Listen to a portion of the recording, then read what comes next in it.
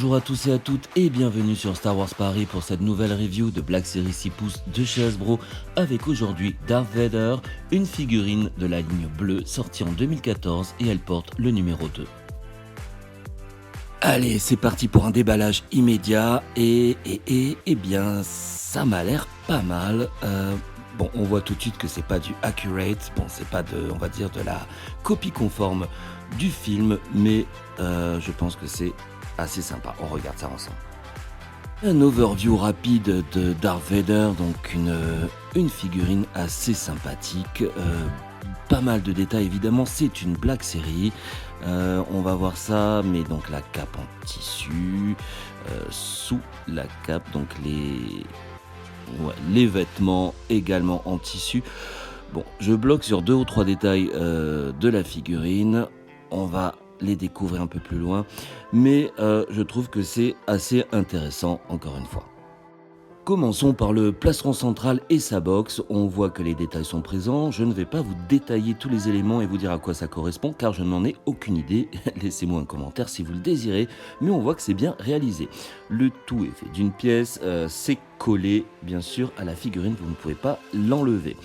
Au niveau de la chaîne autour du cou, c'est une très bonne idée, mais personnellement, je trouve qu'elle est un petit peu trop grosse, trop large par rapport à la figurine. Alors, la cape est soi-disant accrochée à la chaîne, mais non, elle est collée donc à la figurine. Vous ne pouvez pas l'enlever. Par contre, le tissu est de super qualité, noir légèrement brillant, bien épais et lourd. Non, ça vraiment, c'est pas mal. Par contre, j'ai l'impression qu'il est un peu trop long, mais bon, on va voir. Les finitions de la cape, c'est nickel, il y a un ourlet bien fait et il y a une sorte de pièce comme un lest, donc pour que la cape tombe toujours bien. C'est assez intéressant, mais ouais, je trouve qu'elle est assez longue. Bon, on va voir ça un petit peu plus tard. On passe maintenant à la ceinture qui est une belle réalisation, belle sculpture du détail et de la couleur. Par contre, il n'y a pas de crochet pour le sabre laser, c'est dommage. On ne peut pas l'enlever et sous la ceinture donc passe le vêtement et la jupe qui sont réalisés dans le même tissu que la cape. Encore une fois, belle finition et ça tombe parfaitement. On va dire le pantalon, quant à lui, est également très très bien réalisé, beaucoup de détails et de structure dans cet élément. Quant aux bottes, j'ai l'impression qu'elles correspondent assez bien à celles de Vader dans le film. Il faudrait voir avec un cosplay, ce qui sera bientôt fait en vidéo également.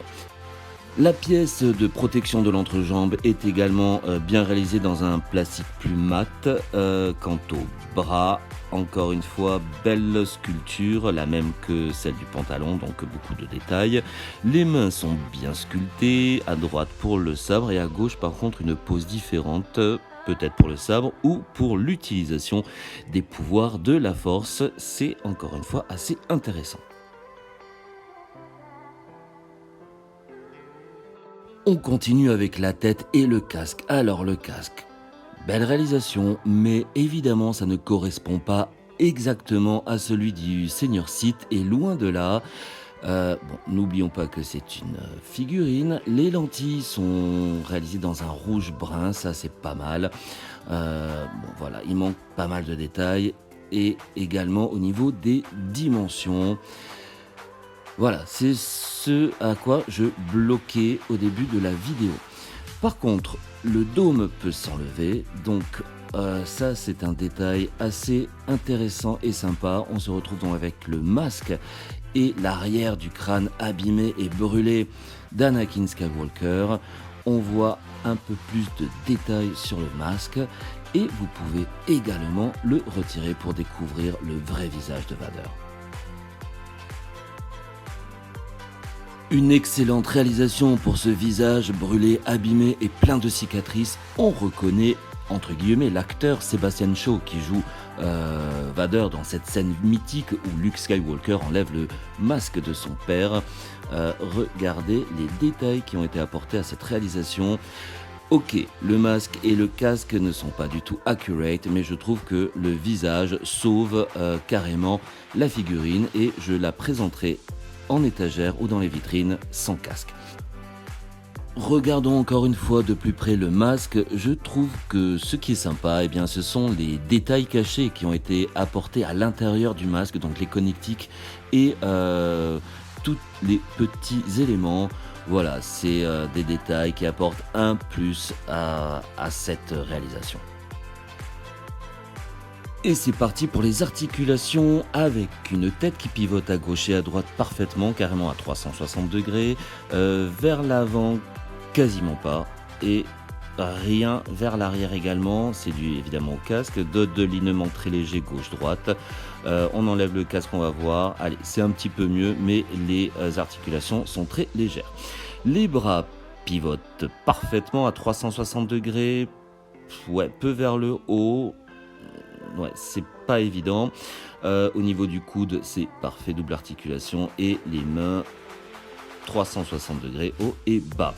Le joint central est nickel, torsion gauche-droite. Légèrement vers... Ouais, non, ça passe. Allez, avant, arrière, gauche-droite. Des mouvements assez légers. Les jambes parfaitement vers l'avant. Double pivot au niveau du genou. Et les pieds... Voilà, là c'est parfait, gauche, droite, haut, bas et quasiment dans tous les sens. Cette Black Series est fournie évidemment avec le sabre de Darth Vader, un sabre qui n'est pas accurate encore une fois, donc un sabre rouge qui est plutôt rouge orangé, qui peut évidemment se retirer du pommeau.